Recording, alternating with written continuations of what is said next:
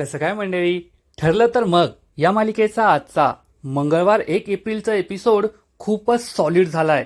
हा एपिसोड पाहायला तुम्हाला खूपच मजा येईल. मग काय घडलं या एपिसोडमध्ये ते जाणून घेऊया. सायली आणि विमलताई या दोघीही किचनमध्ये येतात.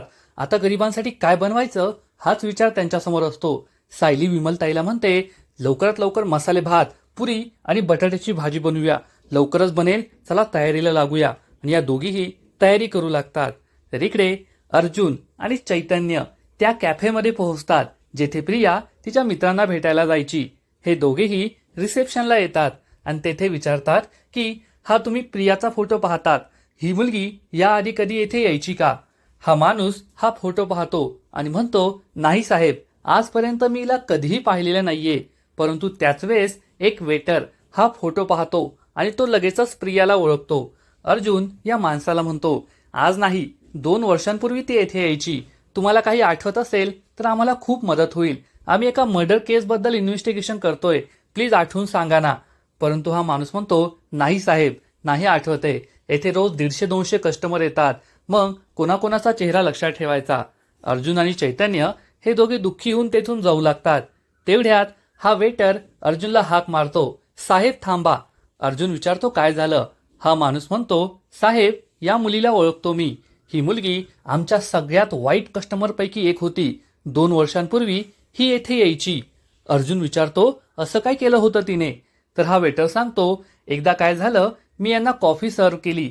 कॉफी थोडी थंड होती, तर त्यांनी चक्क माझ्या थोबाडीत मारली होती सगळ्यांसमोर.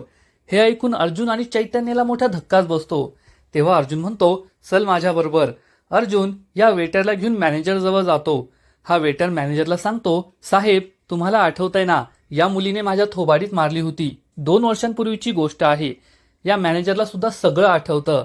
तेव्हा अर्जुन म्हणतो, आता तरी मला मदत कराल ना, मला 2 वर्षांपूर्वीचं या कॅफेचं CCTV फुटेज पाहायचंय. हा मॅनेजर म्हणतो, चालेल ना साहेब. आणि तो अर्जुनला घेऊन लगेचच CCTV रूममध्ये जातो. तर इकडे सायली आणि विमलताई या दोघींची तयारी सुरू असते. दोघींनाही वायूचा वेग आलेला असतो. एक जण पुऱ्या तळते तर दुसरी मसाला भात बनवते. मसाला भात झाल्यावर लगेचच सायली पुरी भाजीची तयारी सुद्धा करू लागते. तर इकडे कॅफेचा मॅनेजर अर्जुन आणि चैतन्याला घेऊन CCTV रूममध्ये येतो आणि 2 वर्षांपूर्वीचे सगळे CCTV फुटेज चेक करू लागतो. तेवढ्यात अर्जुन आणि चैतन्याला चक्क प्रिया दिसते. प्रिया कॅफेमध्ये वेट करत असते आणि तेथे साक्षी तिला भेटायला येते. दोघी एकमेकींशी गुलुगुलू गप्पा मारत असतात, प्लॉटिंग करत असतात. कसा खून करायचा याबद्दल त्यांची चर्चा सुरू असते. आपल्या हाती सगळ्यात मोठा पुरावा लागलाय, आता ही केस आपणच जिंकणार असा विश्वास अर्जुनला होतो आणि तो खूप खुश होतो. इकडे विमल आणि सायली या दोघींचाही सगळा स्वयंपाक तयार होतो. या दोघीही गरिबांसाठी हे अन्न घेऊन येतात आणि त्यांना वाढून देतात. सायली म्हणते, माझ्याकडून खूप मोठी चूक झाली कदाचित, परंतु आता मी तुमच्यासमोर हा स्वयंपाक तयार केलाय. प्लीज पोट भरून जेवा आणि काहीही राग मानू नका. हे सगळे गरीब कसंबसं एक घास खातात. त्यांना खूप भीती वाटत असते. पूर्णाजी आणि कल्पनाही घाबरलेल्या असतात. परंतु एक घास खाल्ल्यानंतर सगळ्याच गरीब माणसांना हे जेवण खूप खूप आवडतं. ज्या मुलीने आत्तापर्यंत सायली आणि अन्नपूर्णा आजीचा अपमान केलेला असतो, ती म्हणते, माफ करा पूर्णा आजी, खूप सुंदर जेवण झालंय, खूप टेस्टी आहे. मी काही जास्त बोलून गेले असेल तर मला माफ करा. हे ऐकून पूर्णा आजी, कल्पना, सायली, विमल यांना खूप आनंद होतो. तर प्रियाचा चेहरा मात्र पाहण्यासारखाच होतो. सगळे गरीब सायलीचं खूप कौतुक करतात. प्रिया विचार करते, या सायलीने शेवटी माती खाल्लीच, पण जाऊ द्या, अजून माझे 2 मोठे मोठे वार बाकी आहेत, ते तरी व्हायला पाहिजेत. त्यानंतर हे सगळे गरीब तेथे जमतात आणि पूर्णा आजीला म्हणतात, खरंच आज तुमच्या घरात आम्ही तृप्त झालो. तुमच्या या सुनेमुळे तुम्हाला अन्नदानाचं पुण्य मिळालंय आणि आम्हाला ही ब्लँकेट सुद्धा मिळाली. तेवढ्यात एक मुलगी हे ब्लँकेट उघडून पाहते तर तिचं ब्लँकेट हे चक्क फाटलेलं असतं आणि ती म्हणते, हे काय, माझं ब्लँकेट तर फाटलेलं आहे. त्यानंतर एक एक गरीब हे सगळी ब्लँकेट्स उघडून पाहतात तर सगळी ब्लँकेट्स खराब असतात, फाटलेली असतात. त्यामुळे ते म्हणतात, काय अन्नपूर्णा सुभेदार, तुम्ही आमचा अपमान करायचं ठरवलंय का? आमची लायकी दाखवून देताय का की आम्ही याच लायकीचे गरीब आहोत? अन्नपूर्णा आजीला मोठा धक्काच बसतो आणि ती म्हणते, माफ करा, मला तर काही कळतच नाहीये, मी असं काहीच केलेलं नाहीये. सायलीला सुद्धा काही समजत नाही. तेव्हा प्रिया सगळा आरोप सायलीवर लावते आणि म्हणते, पण मला कळतंय ना, हे सगळं या सायलीने केलंय. अन्नपूर्णा आजीचा सगळ्यांसमोर अपमान व्हावा, सुभेदारांचं नाक कापलं जावं, यासाठी तिने सगळं केलंय. आणि प्रियाची बडबड ऐकून पूर्णा आजी सायलीकडे रागारागाने पाहू लागते. तर कल्पना चिडून म्हणते, खरंय, सगळं इनीच केलं असेल. ही जाणून बुजून असं करते, तिने जाणून बुजून स्वतःवर आळ घेतला असेल, कारण सुभेदारांचं नाक खराब व्हावं. अश्विन सुद्धा तिच्या रीमध्ये री ओढतो आणि म्हणतो, हिच्या मनासारखंच हे ब्लँकेट सुद्धा खराब आहे, ही बाईच खराब आहे. सायलीला खूप वाईट वाटतं आणि सायली म्हणते, मी असं काहीही केलेलं नाहीये. तर प्रिया ही चक्क आव आणते, आपली ऑस्कर जिंकण्यासारखी ऍक्टिंग करून म्हणते, गरिबांनो, मला माफ करा, मी या सुभेदार घराण्याची छोटी धाकटी सून आहे. मला खूप वाईट वाटतंय की तुमच्याबरोबर हे घडलं. आणि तिचं हे नाटक पाहून पूर्णा आजीच्या डोळ्यातून घळाघळा अश्रू वाहू लागतात की वा, काय ऍक्टिंग करते माझी धाकटी सून. तेव्हा सायलीला समजतं की या प्रियाला कधीपासून गरिबांचा इतका पुळका आलाय. नक्कीच हिने ब्लँकेट्स बदलली असतील आणि तिचं डोकं हे बुलेट ट्रेनपेक्षा जोरात धावू लागतं. ती विचार करते, जर प्रियाने ब्लँकेट्स लपवली असतील तर नक्कीच तिच्या रूममध्ये लपवली असतील. ती म्हणते, सगळे फक्त 5 मिनिटं थांबा, मी आत्ता येते. ती प्रियाच्या रूममध्ये येते, सगळीकडे शोधाशोध करते, पण तिला ब्लँकेट्स कोठेच सापडत नाही.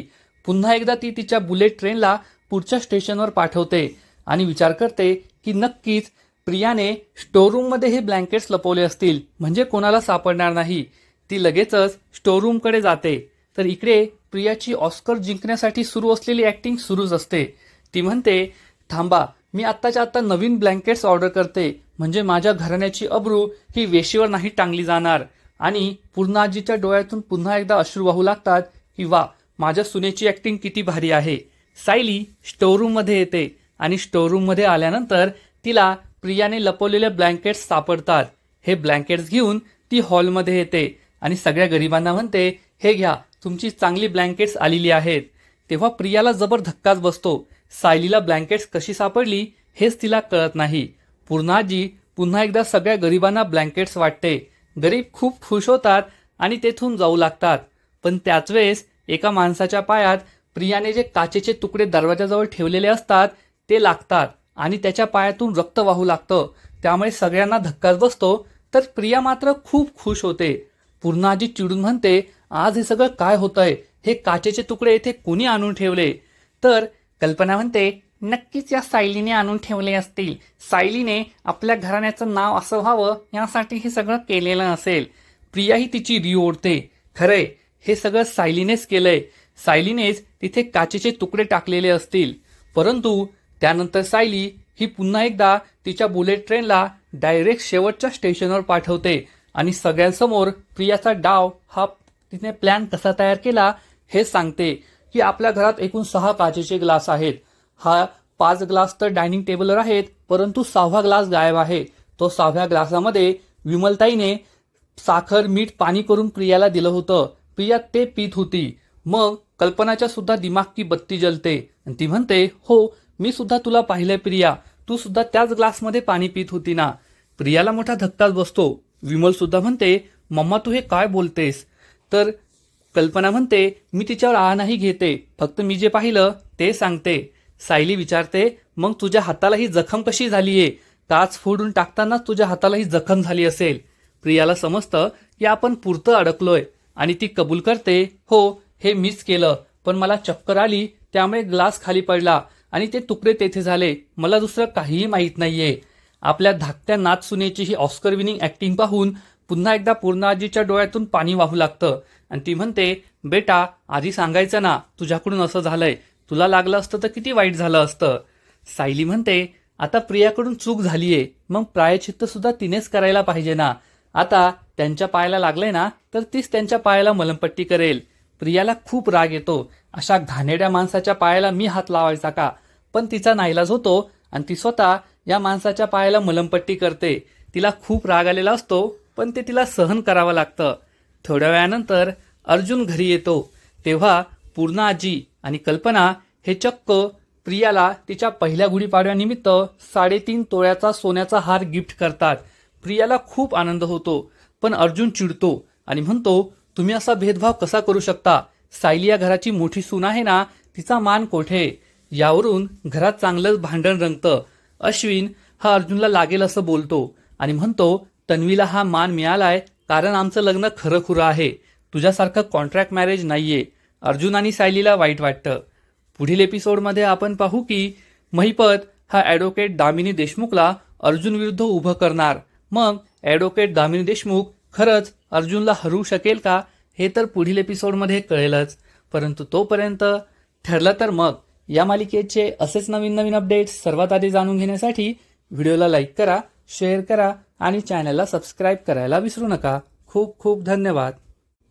कसं काय मंडळी?